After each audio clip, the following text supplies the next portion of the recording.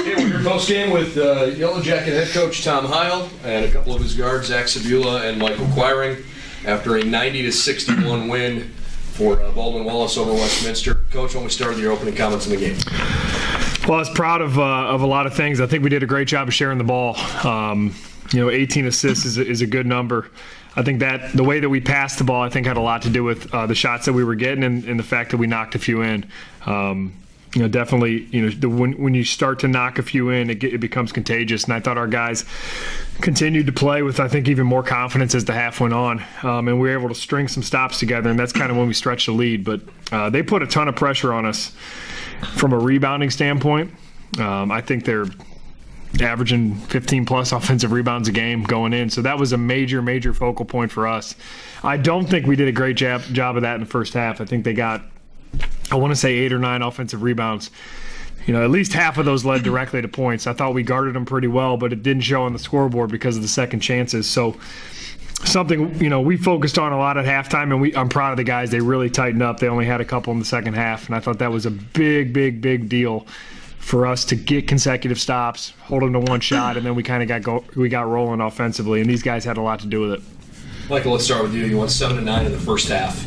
18 points, hit a couple of threes, beat some guys off the dribble and got to the rim. Didn't attempt a shot in the second half, although you had chances to. You actively seemed to pass up those shots and find other guys. Was it a change of philosophy? Was it just trying to get other guys involved? Can you walk me through that? Yeah, I think usually my game is kind of based around letting it come to me, trying to get other guys involved.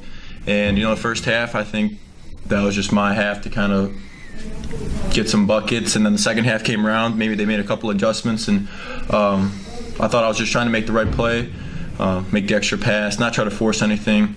I thought we ran pretty good offense in the second half. So yeah, it wasn't like a change of mindset. I think it was just continuing to take what they give me. So, Zach, one of your more effective games of the year tonight. Is there something about the way, the rhythm, or the flow of the game just sort of felt comfortable for you, or how would you describe the way you played? Yeah, I think it felt comfortable today. It was definitely nice to see a couple shots go down. I put in the work all season, and it's nice to see it show up. But again, I think our team played great today. I think we shared the ball well. A lot of guys got involved, played the right way, and let the game come to me today. Coach, you talked a little bit about it on our post-game interview, but the challenge of trying to mentally stay locked in when the scoreboard is showing that the game is not becoming as close anymore, especially this time of year, knowing you've got a 10-day break here. It's a non-conference game. There's a lot of things that can work against you. How do you, whether it's in timeouts or not, how do you try to keep this team mentally locked in tough moments like that? Yeah, that's a challenge for every team, regardless of the level in the country, regardless of the sport. And I think one of the timeouts I called in the second half was for that sole purpose. I thought we were getting a little loose with the way that we were kind of conducting ourselves and approaching each possession. And really, to answer your question, we have a pretty mature team, I feel like. Not just from an experience standpoint. We do have a lot of juniors and seniors that are playing a ton of minutes for us. But those guys as individual players and people are pretty mature. And I feel like, once we addressed it, they kind of understood and got refocused. But it's a challenge. But with having a mature team, they know if we're not ready to play, we're going to lose. It doesn't matter if you're at home, if you're on the road. It doesn't matter if it's non-conference or conference, especially in the OAC. I mean, if you're not ready to play in the OAC, you are going down. So, our hope is, it sounds so easy to be able to, can you get yourself ready to play 25 times at a high level? It sounds like an easy thing to do. It's not.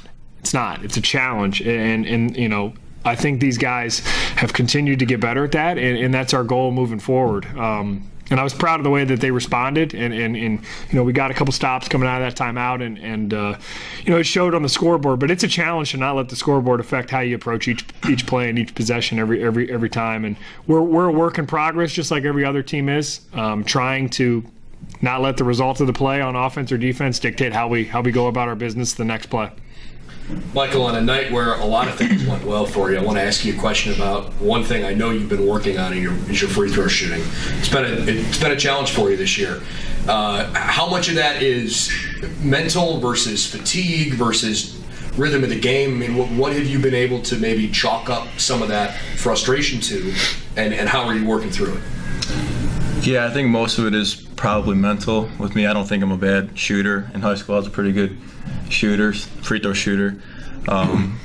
So I've been continuing to just try to get in the gym and work on it. But I think it's more of me trying to get over that like mental lapse that I'm having when I get to the line, step to the line. I think a lot of it comes from putting a lot of pressure on myself.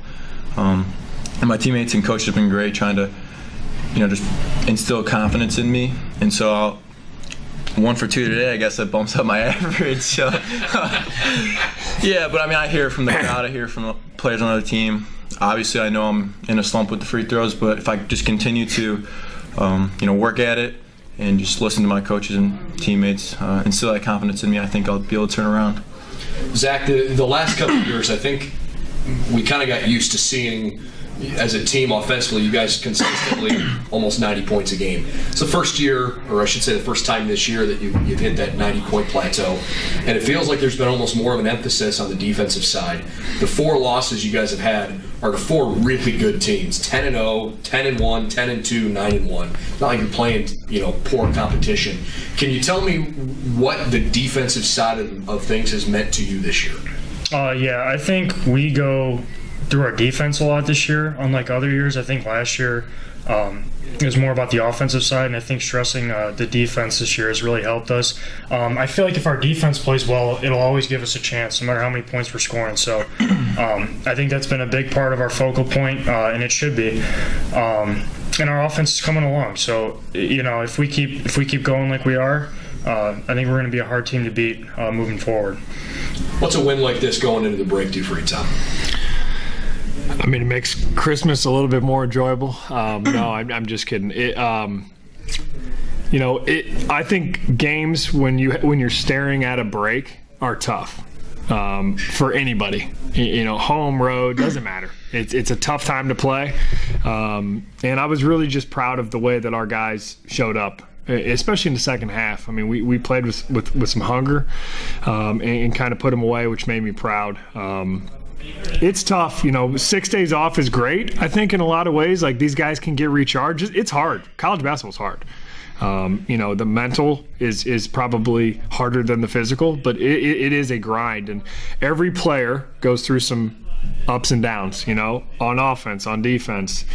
We've experimented with some different starting lineups, and these guys have been great through all that, and it's a chance to recharge a little bit when you have a little bit of a break. But honestly, it's hard being away from these guys for 6 days.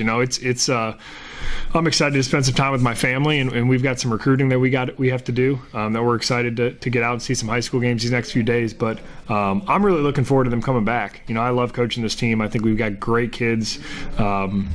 We brought a hunger to get better this last week of practice that I hope carries over into when we come back, So that's the disappointing thing about having 6 days off. I love being around these guys and our coaching staff and working to get better every day. So I hope that they come back recharged and kind of refocused. And it certainly is great going in on a win, as opposed to a loss. But when we get back, it doesn't mean anything. We got to get back to work and get better. And I'm confident that these guys will hopefully not have too many cookies at Christmas and come back ready to do that.